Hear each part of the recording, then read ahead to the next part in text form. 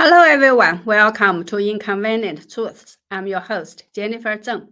Today I will talk about 4 topics: the strange timing of the India-China border clash, who provoked it and why, how and why did Xi Jinping's translator omit and twist Canadian Prime Minister Justin Trudeau's response to Xi's scolding at the G20 Summit. Why does Xi Jinping always misjudge situations, and what is Xi Jinping's real danger? Before we go on, please take a minute to subscribe to my channel if you haven't, or check if you are still subscribed if you have. Please also give me a like or share this video with your friends and families or on your social media accounts. What you see and hear in my videos is usually very unique. Now, our first topic today. On December 9th, another conflict broke out on the China-Indian border. In the meantime, a one-year-old video of a violent clash between India and the Chinese troops at the disputed Himalaya border emerged online on December 13th, just after the Indian Defense Ministry confirmed a clash had taken place at the border on December 9th in a remote Tangwang sector of the northeastern India. Although the video is an old one, from it we can clearly see that the Indian soldiers defeated the Chinese soldiers, although the CCP soldiers were much more numerous.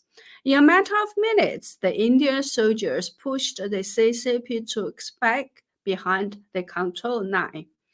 Right now, it is not clear what exactly happened on December 9th or whether there are any casualties. The Indian Defense Ministry blamed the CCP's PLA for trying to unilaterally change the status quo by crossing the line of actual control along the India-China border, and said that Indian troops were able to force the PLA soldiers to retreat to the original garrison. He added that no personnel on the Indian side were seriously injured. The Chinese side was silent for 3 days after the clash and didn't directly acknowledge the incident during a regular press briefing on December 13th. The CCP's foreign ministry spokesman Wang Wenbin only said, quote, "As far as we understand, the current situation on the Sino-Indian border is generally stable, and both sides have been maintaining open communication on border-related issues through diplomatic and military channels," unquote. However, the spokesman of the CCP's Western War Zone, Senior Colonel Lang Shaohua, responded to the incident, and also on December 13th, he claimed that the responsibility for the conflict lies with the Indian military. He said that PLA soldiers were doing a routine patrol on the Chinese side of the actual control line in the eastern section of the Sino-India border, but were blocked by Indian troops who illegally crossed the line. Other than this response, which was first released by the WeChat account of the CCP's Western War Zone and recarried by Xinhua, the CCP didn't have other responses. Its foreign ministry did not protest or condemn it, as if nothing had happened. Please note, while the Indian side said that the CCP troops tried to unilaterally change the status quo by crossing the line of actual control along the India-China border, the CCP side didn't make the same accusation against Indian troops, nor did the CCP say we are defending our great motherland as they usually would. So who is telling the truth about the nature of the conflict? As far as I can see, India is a democracy, and the army cannot just create any border conflict without authorization. On the other hand, the CCP has been lying virtually about everything, so we don't have any reason to believe in what the CCP says whatsoever. If it is the Indian troops that provoked the conflict, the CCP should have protested and condemned it to take advantage of the situation to incite Chinese people's patriotic sentimentality and to divert the public's attention and cover up the Black Paper Revolution or a full revolution in China that directly demanded the CCP and Xi Jinping to step down. The fact that the CCP didn't do any of this also indicated that it is the PLA soldiers who provoked trouble. So, from the above analysis, I tend to believe that the true situation was as described by the Indian side. It was the PLA soldiers who crossed the border, not the other way around. Now, the question is, when the clash happened, Xi Jinping was still visiting Saudi Arabia. It is hard to imagine that he would choose such a time to create this conflict. So the questions are, who ordered the PLA to provoke the conflict and why? Did Xi Jinping know about it or not? Theoretically, there are two possibilities. One is that Xi Jinping knew it, and another is that he didn't. If Xi Jinping knew it, why did he choose such a time to do it when he was visiting Saudi Arabia and trying to show to the world that China is the friendly member of the world? And if the conflict went out of control, it would be very inconvenient for him to communicate with the PL generals in China, make decisions, and give orders. If Xi Jinping didn't know it, it means that someone inside the CCP's army wanted to take advantage of Xi Jinping's absence to deliberately cause trouble. If this is the case, it is not a small issue, it is a big one. Why? You know, in 2016, Xi Jinping conducted a major military reform. The previous major military regions were abolished, and 5 new war zones were rezoned and reorganized. There was a major military cleansing inside the military too. However, the Tibetan military region and the Xinjiang military region were retained. These 2 military regions are under the direct leadership of the CCP's Central Military Commission during normal times and are only subsumed into the Western War Zone during wartime. And the conflict on December 9th happened in the Southern Tibetan region, which is under the jurisdiction of the Tibetan military region. But it is not wartime now. In theory, the PLA troops in this region should listen to the Tibetan military region, which in turn should listen to the Central Military Commission only. So it is more likely that the operation in southern Tibet was conducted by the Tibetan military region on its own, or that the Central Military Commission's army command ordered it. The problem is, why was the response to the conflict released by the Western War Zone instead of the Central Military Commission? In theory, the Western War Zone should not intervene in affairs that happened in this region. So it seems that something has gone wrong within the CCP military. It is either one of the two situations. One is that someone inside the army from the Western War Zone gave the order without Xi Jinping's consent or knowledge. Another possible situation is that the CCP's army lacks good coordination. The order was given by the Central Military Commission, but the Western War Zone was handling the aftermath. Another sign that something has gone terribly wrong within the CCP is this. On December 6, the CCP's Central Politburo held a meeting and decided that economic growth would be the first priority for next year. The annual Economic Working Conference would be held on December 15th, that is, today. However,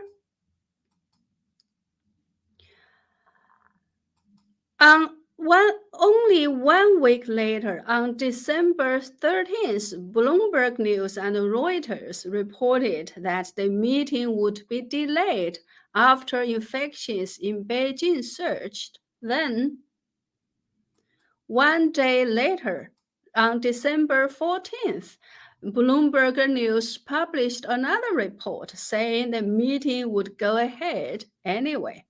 By the time I was prepared for this show, I hadn't seen any official report about whether this meeting was actually held according to plan or what had been discussed. But the annual economic policy meeting is one of the most important events for the CCP, and the CCP is having a problem deciding whether to hold it or not. So the only conclusion is Xi Jinping is totally at a loss as to what to do next and how to deal with the challenges from all sides. It seems he always misjudges the situation and that he must be greatly shocked by both the A4 revolution and the out-of-control pandemic situation after the CCP suddenly lifted the lockdowns. Why does Xi Jinping always misjudge the situation? Let's watch a very real moment caught by a camera during the G20 Summit when Xi Jinping scolded Canadian Prime Minister Justin Trudeau for leaking the content of one of their conversations to the media.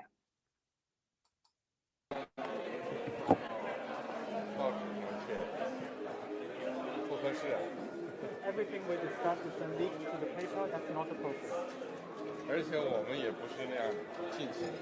And that's not how the way the conversation was conducted.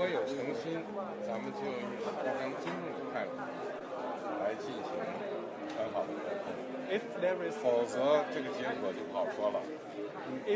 sincerity on your part, free and open and frank dialogue, and that is what we will continue to have. We will continue to look to work constructively together, but there will be things we will disagree on, and we will have to continue. Let's create the conditions first.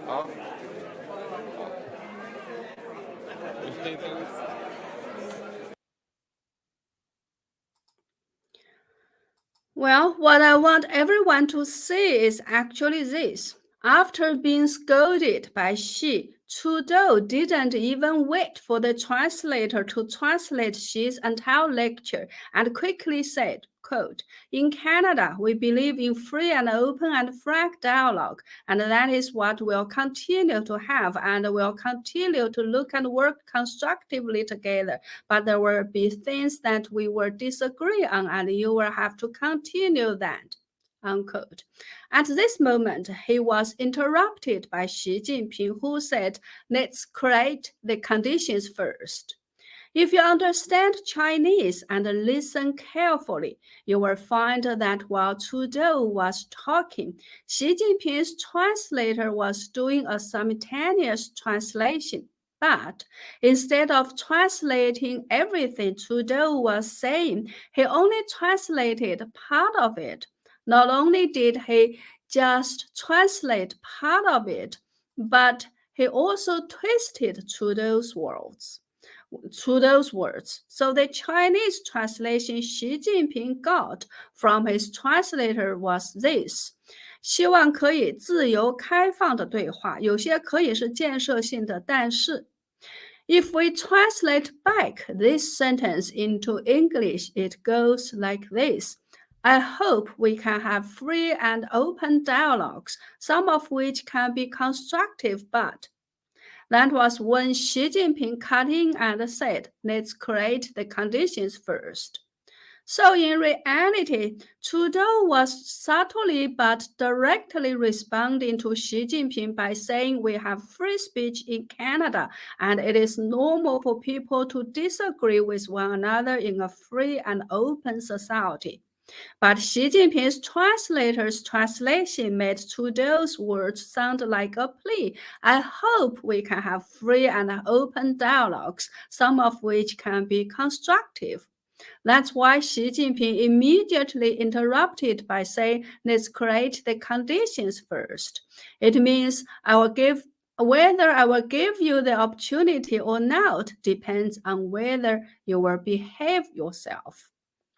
The reason why I'm spending so much time talking about this matter is this. In theory, a translator should just truthfully translate everything. A translator is not responsible for what the speakers say. Even if the speaker says something nasty, he should just translate it in full, especially on such an important occasion. But Xi Jinping's translator severely mistranslated Trudeau's words. Why? Obviously, he didn't want to upset Xi, so he presented Trudeau's speech in a way that sounded like Trudeau was asking for a favor. Imagine if even a translator dares not to convey a true message to Xi Jinping. How about the CCP officials around Xi? If they have to report to Xi Jinping about situations in China, and if they are responsible for the situations, what will they say? Won't they also only choose what Xi wants to hear and present them in a way that makes Xi feel good? So that is the real danger Xi Jinping is facing, and that is also the danger every dictator in the world faces, because nobody dares to present the truth. They always misjudge situations. As to what is happening in China, I can only say that the CCP is very irresponsible. The people are left on their own. They can hardly get any help from anywhere. With the sudden jump in infections, many doctors were also infected and are sick. Due to lack of manpower, hospitals are overwhelmed and cannot offer much help to patients.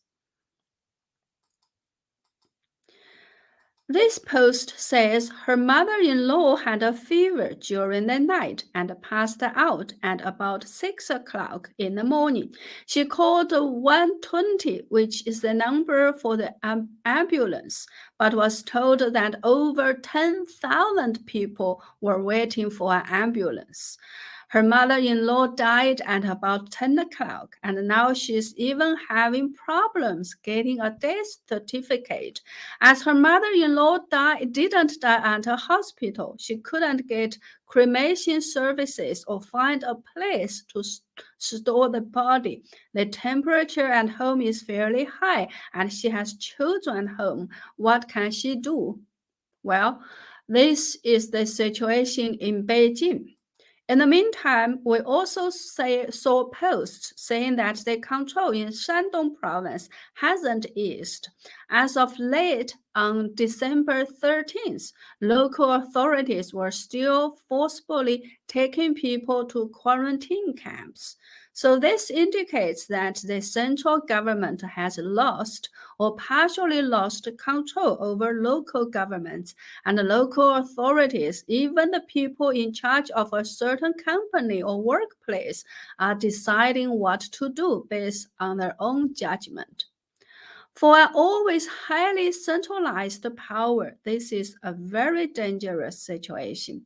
Maybe the pandemic will be over after everybody is infected and millions died, but the aftermath will be difficult to deal with for the CCP. It is hard for the Chinese people to recover from all the mental and actual damage they suffered during the past several years, and the CCP's legitimacy will be questioned and challenged in an unprecedented way. What will happen under such a circumstance? We can only wait and see. Well, that's all for today. Thank you very much for watching. Again, please subscribe to my channel, give me a like, leave us a comment, and share my videos to help me spread the truth. Telling the truth is not easy, so I would appreciate it very much if you could go to my website and Jennifer Zeng blog, jenniferzengblog.com, sign up for a membership or make a donation to show your support. Thank you. See you next time.